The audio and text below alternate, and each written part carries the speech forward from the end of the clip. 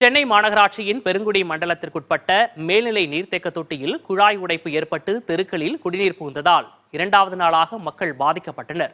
இதுகுறித்து செய்தி தொகுப்பை இப்போது பார்க்கலாம். குபு குபுவென குடிநீர் குழாயிலிருந்து வெளியேறும் தண்ணீர் அடுக்குமாடி குடியிருப்புக்குள் புகுந்தது. பெருங்குடி கந்தஞ்சாவடி பகுதிகளில் குடிநீர் விநியோகம் செய்வதற்காக பெருங்குடியில் 45 லட்சம் லிட்டர் கொள்ளளவு கொண்ட நீர்த்தேக்க தொட்டி உள்ளது. இந்த பகுதியில் மழைநீர் வடிகாலுக்கான கால்வாய் அமைக்கும் பணி நடைபெற்று வருகிறது. இதற்காக பள்ளம் தோண்டிய போது மேல்நிலை நீர்த்தேக்க தொட்டியிலிருந்து செல்லும் குழாய் உடைந்தது. இதையடுத்து குழாயிலிருந்து வெளியேறிய லட்சக்கணக்கான லிட்டர் தண்ணீர் அடுக்குமாடி குடியிருப்புக்குள் புகுந்தது. இதனால் அடுக்குமாடி குடியிருப்பு வாசிகள் செய்வதறியாமல் திகைத்தனர்.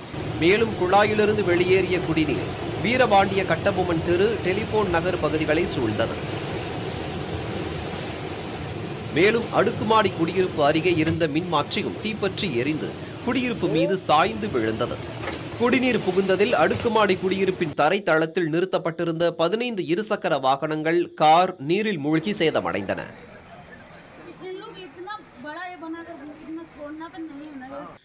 இரவு முழுவதும் மின்சாரமின்றி தவித்ததாகவும் அடுக்குமாடி குடியிருப்பில் நிறுத்தப்பட்டிருந்த 15க்கும் மேற்பட்ட வாகனங்கள் சேதமடைந்துள்ளதாகவும் குடியிருப்பு வாசிகள் வேதனை தெரிவித்துள்ளனர்.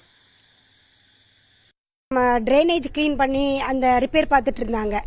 அவங்களும் பண்ணிட்டு அவங்க தான் என்ன பண்ணியிருக்காங்க, பக்கத்தில் இருக்க அந்த வாட்டர் டேங்கோட அந்த ஏதோ ஒரு வால்வை அவங்க ஜேசிபி வச்சு இடிச்சிட்டாங்க போல இருக்குது.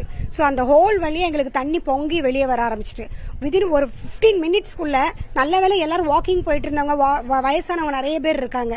யாருமே நேத்துன்னு பார்த்து லீவுங்கிறனால யாரும் கீழே இறங்கலை. இருந்திருந்தாங்கன்னா எல்லாத்தையுமே தூக்கிட்டு போயிருக்கோம். ஸோ அந்த 15 மினிட்ஸ்ல டக்குன்னு அந்த டிரான்ஸ்ஃபார்மர் கீழே விழுந்து அதுலேருந்து தீப்பொறிலாம் வெளியே வந்து தீ பிடிச்சி எரிய ஆரம்பிச்சிச்சு. கொஞ்சம் நேரத்தில் கரண்ட் எதுவுமே கிடையாது. நைட்டு எல்லாருமே இருட்டுக்குள்ள தான் நாங்கள் உட்காந்துருந்தோம் ரொம்ப நேரமா. டிரான்ஸ்ஃபார்மர் ஃபுல்லாகவே என்டையர் பில்டிங்கோட டிரான்ஸ்ஃபார்மர் ஃபுல்லாகவே உள்ளே விழுந்துருச்சு. ப்ளஸ் உள்ளே ஒரு 4 கார் தண்ணியில் ஃபுல்லாக போயிடுச்சு. பைக்கு 2-3 பைக்கு பார்த்தீங்கன்னா மண்ணோட மண்ணாக உள்ளக்க கிடக்குன்னு சொல்லி பார்க்குறோம். இன்னும் கண்டுபிடிக்க முடியல, எப்படி எடுக்கிறதுன்னு தெரில. இதில் அஃபீஷியல்ஸ் எல்லாத்துக்குமே இன்ஃபார்ம் பண்ணியிருக்கோம். அது நைட்டு பார்த்தாங்க. இபிலேருந்தும் நைட் டெம்பரவரியாக லைன் கொடுத்துருக்காங்க. பட் காமன் ஏரியா எதுவும் யூஸ் பண்ண முடியாது. காமன் ஏரியா மீன்ஸ் மோட்ரு போடுறது, இதுக்கெலாம் தண்ணி யூஸ் பண்ணுறது எதுக்குமே யூஸ் பண்ண முடியாது. வீட்டுக்குள்ளே மட்டும் சப்ளை கொடுத்துருக்காங்க. வாகனங்களை பழுது நீக்கி தர 2 மாதங்கள் வரை ஆகும் என பழுது நீக்குபவர்கள் கூறுவதாகவும் காப்பீட்டு நிறுவனத்திடமிருந்து எந்த பதிலும் இல்லை என கூறுகிறார் அடுக்குமாடி குடியிருப்பில் வசித்து வரும் வாசுதேவன். இப்போ என்னென்னா, என்னோட கார் டோட்டலாக டேமேஜ், ஃபுட்டு ஃபுல்லாக தண்ணி ஏறி இருக்குது.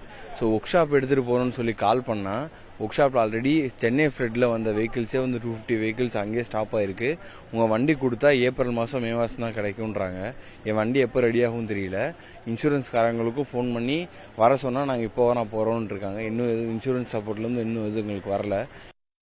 குடிநீர் குழாய் உடைந்து ஏற்பட்ட இந்த செயற்கை பேரிடர் குறித்த செய்தி புதிய தலைமுறையில் ஏற்கனவே ஒளிபரப்பாகி இருந்த நிலையில் பாதிப்புகளை சீர் செய்யும் பணிகள் தொடங்கியுள்ளன.